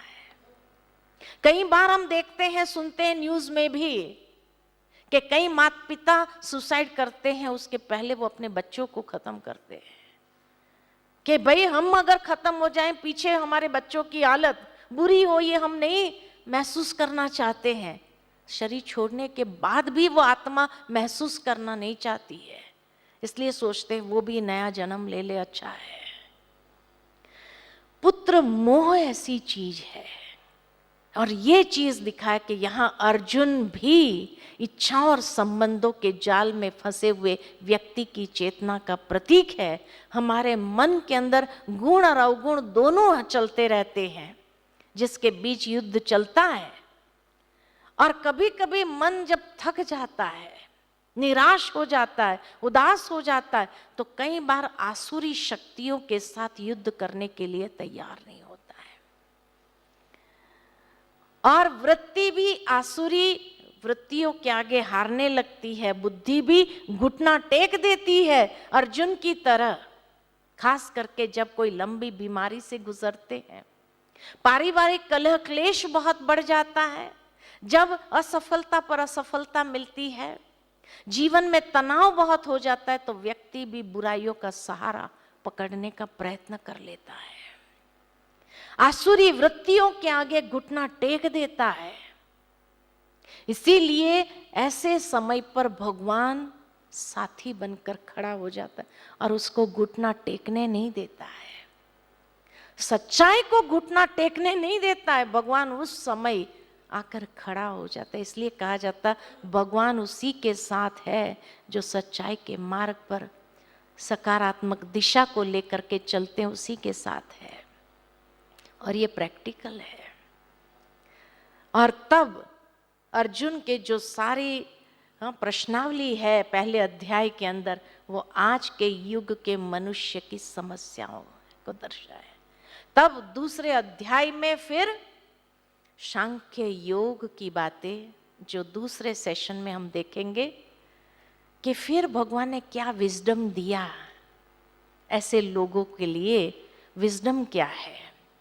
जब हमारे प्रॉब्लम्स सामने हैं और उन प्रॉब्लम्स के बीच में कभी कभी पुत्र मोह आ जाता है, या परिवार के प्रति हमारी एक जिम्मेवारी हम महसूस करते हैं, ऐसे समय पर गीता क्या विजडम देती है हमें, ताकि हम अपने जीवन के संघर्ष को विजय में बदल दें। उसके दूसरे अध्याय में देखेंगे, दूसरे सेशन में। यहाँ 2 मिनट परमात्मा के ध्यान में अपने मन को लगाएंगे, और ये भूमिका जो हम देखें, उस भूमिका को वर्तमान समय के हिसाब से उसको एक फुल विजन के रूप में विजुअलाइज करेंगे और देखेंगे कि कैसे आज मानव अनेक प्रकार के मुश्किलों से लड़ रहा है, और उन मुश्किलों में भगवान कैसे साथ देता है। एक बहुत सुंदर गीत के माध्यम से हम उस बात को समझेंगे और अपने जीवन में प्रेरणा प्राप्त करेंगे।